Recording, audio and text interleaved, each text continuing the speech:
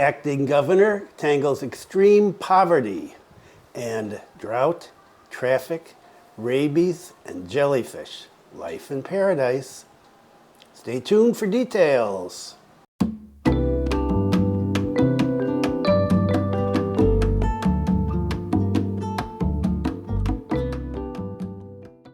Welcome to the latest news from Bali in Indonesia. This is September 17th, 2023, and my name is Bruce, and selamat siang.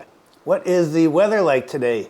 Well, it is a little hazy, overcast, and hot, 29.1 degrees Celsius, humidity 69%, again, wind speed is a gusty 14.6 kilometers per hour, and it's been looking like it's going to rain for the last few days, but it has not. And that's one of the things we're going to be talking about today is drought in Bali.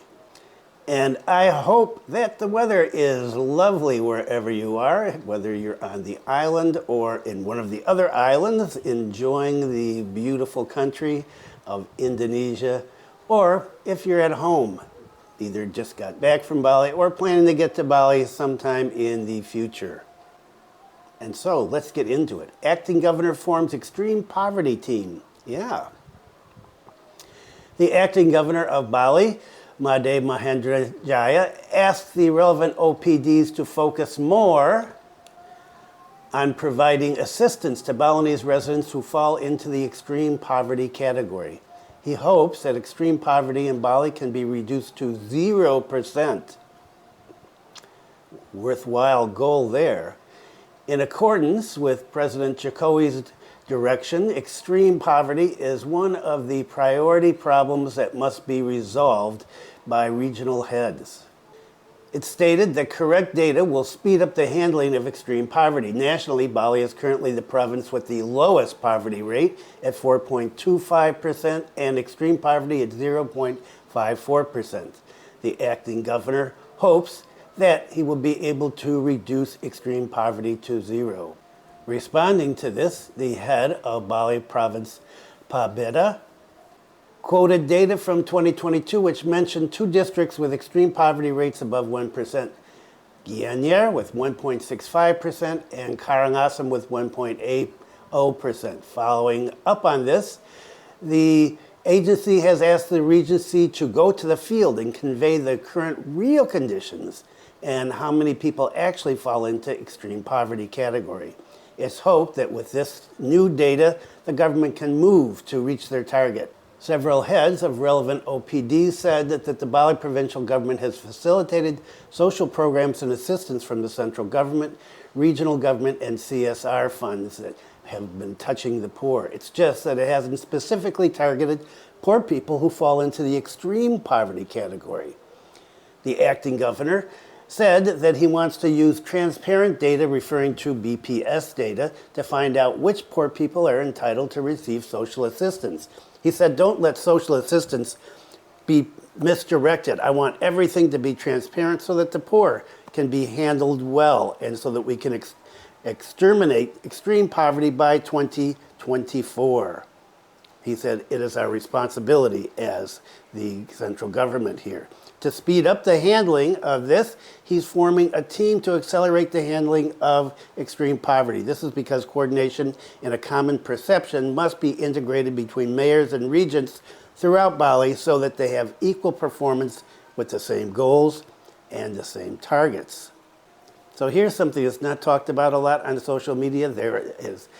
The selfies in all of the cool little places in Bali and all the cafes in Bali is cool about this and this and this. It's a great place. We still have poverty here, and in some places a lot of poverty, and some districts poorer than others. It was interesting, in my opinion, to see that Bulaling wasn't one of the districts with extreme poverty. So good luck to the acting governor to reach the target of getting rid of extreme poverty by 2024. He's got a lot of work ahead of him. And now let's get into the other main story, and this one covers a bunch of topics. There's drought, there's traffic, there is Rabies and jellyfish. Right, so let's start out with drought. There's actually been a number of articles over the last week on drought, and I'm just going to talk about one here, and that's specifically up in Kintamani district. Beware of drought. BPBD prepares water. Kintamani district, Bangli, is now one of the sub-districts in the potential drought zone. This potential is based on predictions from the Meteorology, Climatology, and Geophysics Agency, BMKG. In order to anticipate more severe conditions, BPBD and the Bangli Fire Department are preparing clean water for communities that will be affected by the drought. Head of BPBD said that previously the region of Bangli had issued a circular, SE, regarding preparedness in managing forest and land fire disasters. This effort is a mitigation and preparedness step in facing the peak of the dry season, and we're here. His party is also preparing clean water for residents who experience water difficulties through the dry season. He said, "We, through the TRC, Quick Reaction Team, and Fire Department, are ready to send water if needed." And I talked about this in the last video, but over here in Bulang. He explained that BPBD Bangli has 2 tank units and 3 firefighting fleet units which can be used for water supply. One fire brigade unit contains 5,000 liters of water. The clean water has been obtained from coordination with Pidam Bangli and bottled water companies up in the Suhut district. Pakwardana said, based on experience in previous years, the Kintamani district area, especially border villages, has the potential for drought as a result of the dry season. For example, several banjars in the Sutur village and Pingang village areas are in drought areas. So far, however, we have not reached the drought conditions, he said there. And there are a number of other regencies that are also preparing for problems. If the dry season continues on for another month or so, usually we get to the wet season in around the start of November, but with climate change you can never tell, and so we'll just have to see what happens. But as much as I dislike the wet season, we could use some rain here. And now, what about traffic? There has been a lot of chatter on social media recently about traffic, and especially in Ubud and Canggu, and how it is really ruining the vacation experience for a lot of people who, people in the tourist industry, are afraid will not come back again. They'll come one time, and do they want to spend 4 hours getting from the airport to Ubud, for example? Probably not. Or if they want to go and visit one of the tourist sites here, it takes several hours sitting in traffic. Okay, people are not going to be happy about that. And I've seen a number of YouTube videos recently criticizing Bali, and boy, they get some bad feedback on the social media when people see this. But a lot of what they say is true, especially about traffic. It is awful in some places in Bali, and it is not going to get any better, especially if Bali brings in more and more people, and we'll be talking about that in just a minute. So let's take a look at traffic. Pak Luhut asked for acceleration of Bali LRT project. Coordinating Minister for Maritime Affairs and Investment, Pak Luhut, asked the National Development Planning Agency to speed up the process of preparing financing for BLN, foreign assistance, and encourage a feasibility study, FS, for the LRT, light rail transit project in Bali, so that it can be completed soon. He said there are a number of obstacles that are still facing the train project in Bali. According to one authority at the meeting, he said that the FS, the feasibility study, was currently still being carried out by the Korean National Railway. Unfortunately, there are no consultants from South Korea who are interested in bidding for the construction of the LRT. And so the feasibility study has been hampered. As a result, the project is still in the form of studies. Pak Samsi said that the Ministry of Maritime Affairs and Fishery still supports the LRT mass transportation project in Bali. The mass transportation project is very urgent in Bali because in 2027 they expect that the roads in Kuta and surrounding areas will no longer be able to accommodate the number of visitors to the island of the gods via the international airport that is currently here.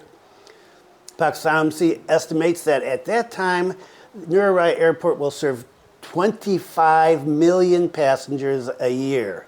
With that many people coming in here, the roads in Bali, wow, they are going to be completely jammed if they're not supported by a good mass transportation system. 25 million. 25 million. This is 4 years from now. We have 4.5 million approximately people living here.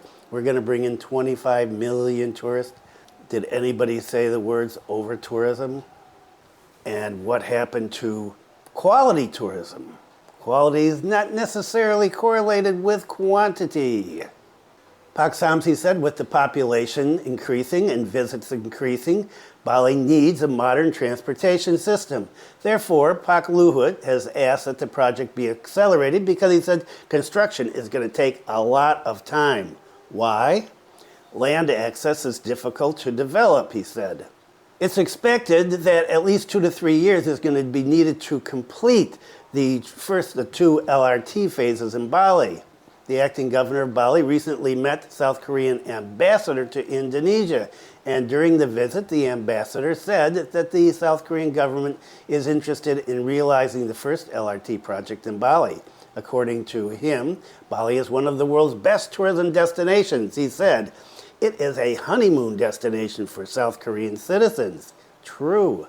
Previously, back in July, while he was still governor, Pak Koster said the feasibility study is currently being undertaken. He asked the public to be patient in waiting for the results of the study for the smooth running of the project, which is expected to cost at least 10 trillion rupiah.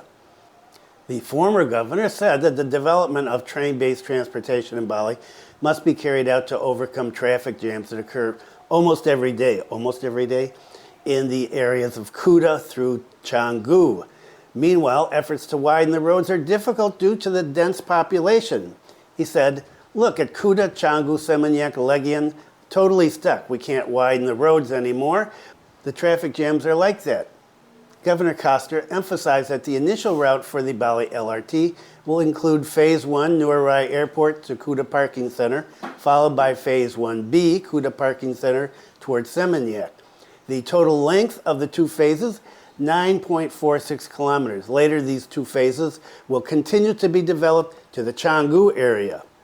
Regarding the lanes that will be used by the Bali LRT, Pak Samsi said, this is still waiting for the results of the study.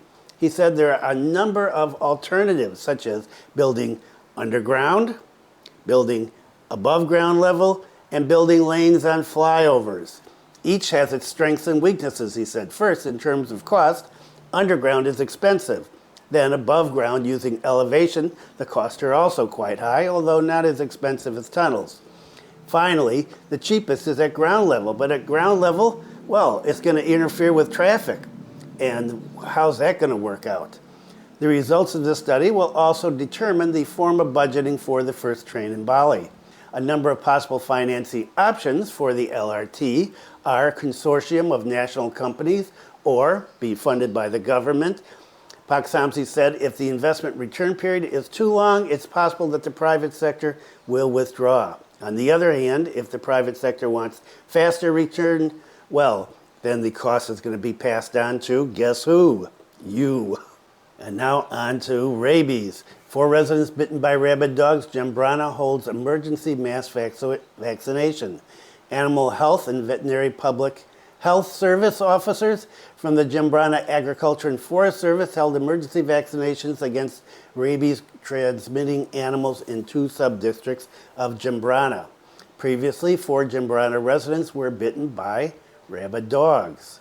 In the emergency vaccination activity on Friday, 87 HPR were given the anti-rabies vaccine, VAR. The HPR is dominated by dogs. Head of Jembrana Food and Animal Welfare Department, EYN Widarsa, said that previously victims of rabid dog bites had immediately received the VAR. Apart from VAR, 3 victims who experienced risky bites in the Malaya district have been given anti-rabies serum, SAR. The dog that bit was a stray dog and had been eliminated by residents. Apart from that, the results of the Denpasar Veterinary Center laboratory checked the 2 dogs' brain samples and showed positive results for rabies. Pak Widarsa also explained that with the positive rabies results, his party then carried out the emergency vaccinations in the area of the dog bite where the 3 people were bitten. He also reminded the public to immediately report to officers if a dog shows signs of rabies. These include aggressive behavior, biting, and excessive salivation. Widarsa also added that the number of positive rabies bite cases in Jembrana at this time is 60. More on rabies. To prevent rabies, Bali Provincial government supplies 88,000 VAR to Regency-City. The Bali Provincial government, PEMPROV, supplied 88,000 vials of anti-rabies vaccine to districts and cities. Bulang got the most, 22,000. Head of the Bali Health Service said that Bulang is an area that contributes mostly to rabies cases. At the end of June, 23 villages in Bulang had rabies red zone status, and there were 3,043 cases of rabies transmitting animal bites in Bulang since January of this year. Denpasar received 12,000 vials, Gianyar 11,000, Klungkung 9,000, Tabanan 7,000, Badung 5,000, and Jembrana only 1,000. The remaining Karangasem and Bangli each received 10,000 vials of VAR. The Denpasar City Health Service had 700 VAR vials. Previously, 1,000 vials had already been used up to prevent rabies transmission. Authorities reminded the public to immediately wash wounds with running water for 10 to 15 minutes using soap after being bitten by an animal possibly carrying rabies. He said, then come to the health service facility immediately for further treatment. And more on rabies. Australia is concerned about the spread of rabies in Bali. Australia warns its citizens who want to holiday in Bali to stay away from wild animals, especially monyet, monkeys. This was announced by NSW Health. The reason for the warning was because primates spread rabies. New South Wales Health said that throughout 2023 there will be 145 Australian tourists treated for animal bites and scratches. Most of them previously visited tourist destinations such as Ubud Monkey Forest and other similar destinations in Southeast Asia. The news was denied by the management of the monkey forest in Ubud and Sangay. They said, doesn't happen here. According to the manager of Monkey Forest Conservation, E.Y. Buddha, he said a series of steps to anticipate rabies in the forest have been taken. He said that in 2023 there had been no record of tourists being bitten by monkeys in the Ubud Forest area. He said that monkey forest managers implement very strict supervision for tourists who enter, and they keep track of the monkeys. This is to anticipate things that endanger both the tourists and the monkeys here. According to him, tourists are strictly prohibited from bringing food and drinks as well as directly interacting with or touching unguided monkeys. He said, we make sure that everyone is safe. We even inform people all the time via loudspeakers about the rules in the forest area.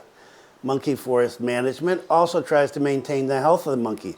They're only given food according to their habitat, such as fruit, corn, and nuts. If a monkey has a problem, such as going on a rampage and injuring its flock, it's immediately picked up and taken to Animal Health Laboratory in Denpasar. He said there is no vaccination for monkeys here, but strict security is carried out. There are no rabies-transmitting animals, that's DHPR. He said none of them can enter this place, especially dogs. Dogs that are caught are immediately thrown out by officers. Apart from that, he said Monkey Forest also provides 2 veterinarians every day to monitor the monkey's health. Monkeys in Sangay are guaranteed to be rabies-free. The village had confirmed that monkeys in Sangay are safe from rabies. This is because 85% of the population of rabies-transmitted animals, HPR, such as dogs, are already injected with the anti-rabies vaccine. He said vaccination for dogs and other HPR animals has reached 85% in our village. So this is a form of anticipation so that there's no transmission of rabies from dogs to monkeys. He said, we're sure that it is safe. According to him, there are no reports of tourists being bitten by monkeys in Sangay either. As a village that also has forest and monkey tourism destinations, anticipation of rabies is also carried out by forming a special team called the Rabies Alert Team. This team monitors the movement of wild animal traffic, prevention, and other efforts related to anticipating rabies. One of them is providing anti-rabies vaccine to dogs in the 5 hamlets closest to the Sangay tourist attraction. Alert! Poisonous jellyfish appear on Sanur Beach. Blue bottle jellyfish, which are known to be poisonous, have begun to appear on Sanur Beach. The Denpasar city government asked residents and tourists to be wary of these poisonous jellyfish. Head of Denpasar City Fisheries and Food Security Service said that the appearance of jellyfish is an annual phenomenon. I didn't know that. Jellyfish usually start appearing in the Sanur Beach from July to September. He said this is a natural phenomenon where the strong winds bring this type of jellyfish to the beach. He said currently the Denpasar city government is collaborating with fishermen and the community to clean the beach from jellyfish attack. Coast Guards were also employed to monitor locations where poisonous jellyfish appeared. Authorities have asked people who want to go bathing at Sanur Beach to be more alert. The main thing is to avoid coming into contact with this because it can cause itching and other skin infections. And so, there's your warning. If you're on Sanur Beach and you see jellyfish, get out of the way. Okay, that is it for today. Hope you're well, and thanks for viewing. Be kind to someone today. Stay safe. And I will see you next time.